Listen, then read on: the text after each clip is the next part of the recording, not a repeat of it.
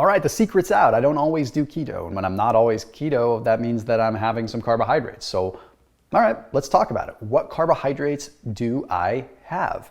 Here's what's interesting, and you can probably attest to this as someone that does a ketogenic diet.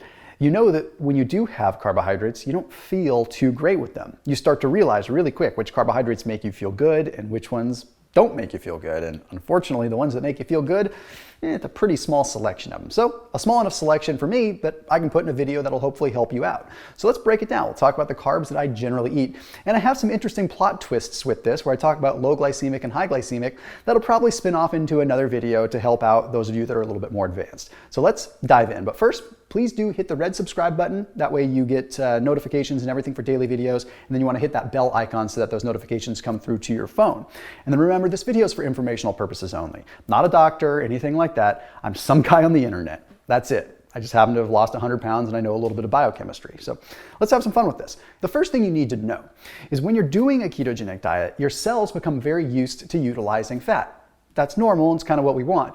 But in the process, they become a little less efficient at utilizing carbohydrates. So that means when you do bring carbohydrates into the diet, you have the risk of becoming what is called glucose intolerant, which isn't necessarily bad. It's just a short-term discomfort thing. Your cells aren't really utilizing the carbs well, so your blood sugar goes a little bit higher and you feel kind of wonky. It's something that none of us want, but if we strategically time our carbs properly and we do the right thing, we can overcome that, and that's what I've learned. So the first carb that I consume a lot of is going to be chickpeas or chickpea flour, and I eat quite a bit of chickpea pasta. Now, a lot of people will say, well, that's interesting because those are high in lectins. Well, we'll talk about that in a minute. Point is, I'm going after the chickpeas because they're very high in a soluble fiber. Their glycemic index level is a 28, which is astronomically low, okay?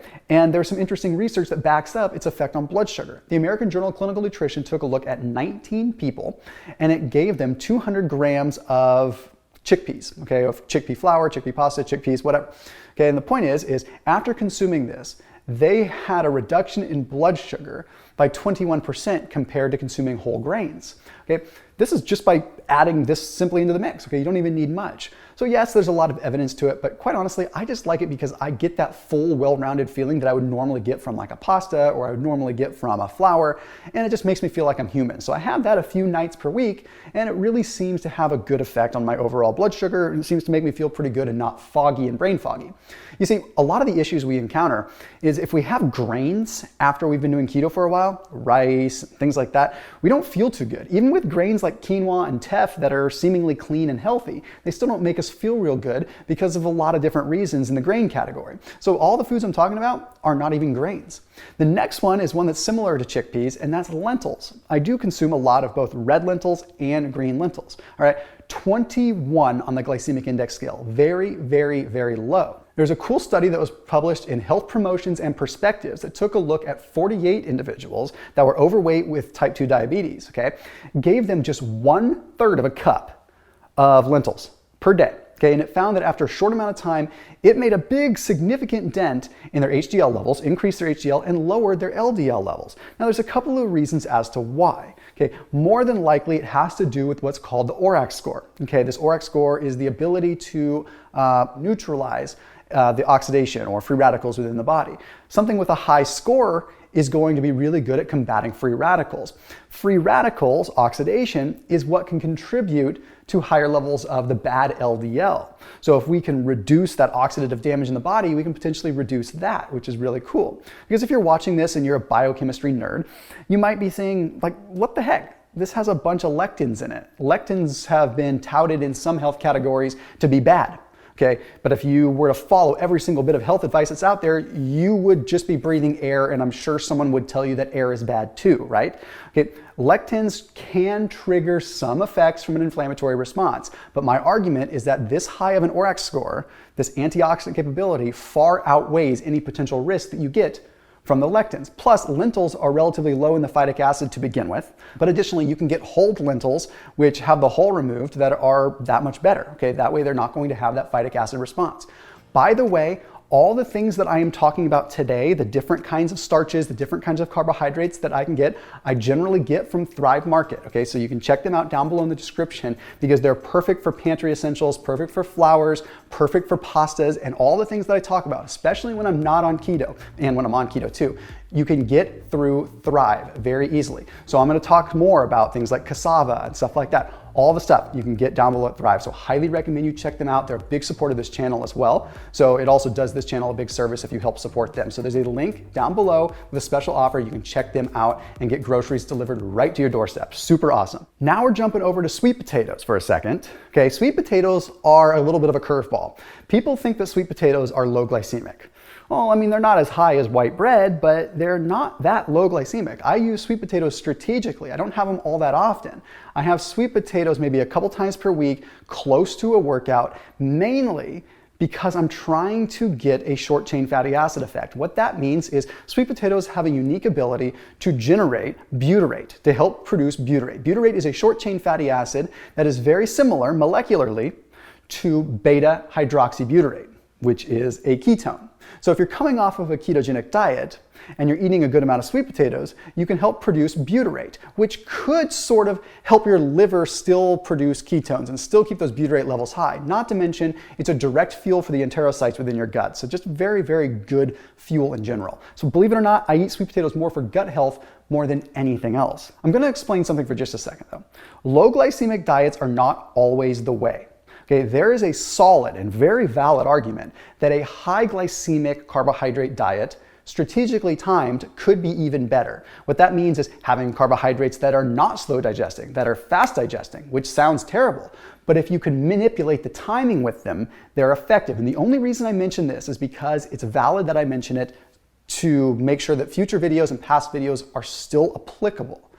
It's advanced, and I don't want to go down the rabbit hole of it explaining an advanced mechanism when I'm just trying to tell you the carbohydrates I generally eat a lot of. So just putting that out there on the table. We'll talk about that in another video. In fact, if you want to hear about it, put it down in the comment sections below. Okay, now a fun one. What I typically would eat post-workout in the way of carbohydrates.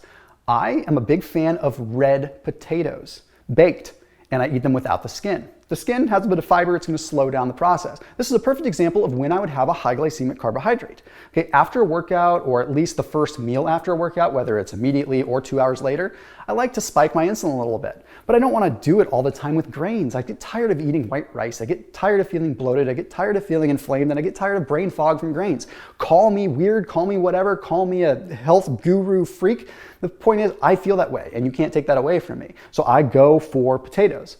The reason I go for the red potatoes, just a higher antioxidant compound with the anthocyanins, but also think they have a little bit more of a well-rounded taste. So that's a perfect thing to have after a workout, because when you take a potato and you heat it up, it expands the starch molecules, which make it so that you have individual glucose molecules that are absorbed very fast. Quick spike in insulin, quick glycogen uptake, quick increase in glycogen synthase to help increase the amount of carbohydrates going into your muscles versus your belly. Now, when it comes to snacking, I consume a ton of cassava. Cassava root flour, cassava crackers, cassava tortillas, Siete brand stuff. Whatever you can think of, cassava, I have a fair bit of. I try to avoid pure tapioca when I'm not on keto because it tends to bloat me a lot. But tapioca while on keto doesn't seem to bother me as much. Anyhow, point is, tapioca is extracted and consolidated from cassava. Cassava is a great thing to have as a snack. So again, speaking of Thrive Market, cassava chips, cassava tortillas, all that stuff, down below, you can check them out in that Thrive Market link that's down in the description. I usually use cassava as my snacks simply because there's a lot of products available in the snack category. But one very important thing, cassava is super rich in prebiotic fiber and resistant starch, which is great, helps grow gut bacteria, it's good for you. But it also is going to make you feel bloated if you have it earlier in the day. I highly recommend having cassava snacks, cassava treats, cassava flours later on in the day. I hardly ever have them before 2 or 3 p.m. because otherwise I find myself a little bit uncomfortable. That discomfort is not necessarily bad. That's the prebiotic fiber doing its job. That's resistant starch feeding gut bacteria, generating intermediary bacteria, and it's a normal process. But you might as well deal with that when you're home, comfortable on the couch or in bed, rather than dealing with it throughout the entire day, okay? Then fruit. I don't consume a ton of fruit, but the fruit that I do consume is generally berries. And if we wanted to get a little bit more finely tuned with what I do, it's a lot of blueberries and a lot of blackberries. Okay, again, it comes down to the fiber ratio. Higher fiber content to fructose content. Don't like having a lot of fructose, but at least those berries are relatively low in fructose. But the other thing is they're high in something I talked about earlier, anthocyanins. These anthocyanins are a specific antioxidant that has been shown in various studies to help produce what is called BDNF, brain-derived neurotrophic factor. There are countless videos you can find on the webs of the internet that tell you that if you consume blueberries, it's a good brain food. That is not a myth, that is not a lie. The anthocyanins, which is what gives it that blue pigment and that kind of bluish black color in blackberries, that is a powerful antioxidant, and there's a reason that I consume a lot of it. So I'll have blueberries and blackberries and some yogurt, or I'll mix it up with a little bit of the sweet potatoes. If you've ever tried mashing sweet potatoes with a little bit of blackberry in it, it actually tastes tremendous, and you can add that in. Okay, the last two things I want to talk about, which are the kinds of flours and sugars that I would eat if I was just trying to bake something or having a little bit of fun, are going to be coconut sugar and coconut flour. Now, the coconut flour I prefer over almond flour when it comes down to being off keto because A, it's lower calorie, but B, it doesn't have the phytic acid that the almond flour does. What that means is it's just a nice thing to bake with that is going to have some medium chain triglycerides in it. It's going to be low impact. It's not going to be grains. Most of the gluten-free flours out there, you're still going to have a bunch of rice flour and things like that, which we don't have a ton of. Again, all these things you can get on Thrive Market down below in the description as well. Coconut sugar, do not think that it's a healthier sugar because it's lower glycemic. It's still a sugar. Okay, it's still sugar, it's still sweet, it still has that effect, it still spikes your insulin, it still makes you crave things. The thing that is nice about it is it has a little bit of fiber in it and it has a little bit of polyphenol, so it makes it at least a little bit more nutritious compared to table sugar, which is devoid of all things that are good for you whatsoever, and you're left with just a carbohydrate. At least coconut sugar has some life to it. This is something that might be a little bit of a treat. Anyhow, I do highly recommend that you find the foods that work for you, because just because these work for me doesn't mean they work necessarily for you, but listen to your body and keep it locked in here on my channel. I'll see you tomorrow.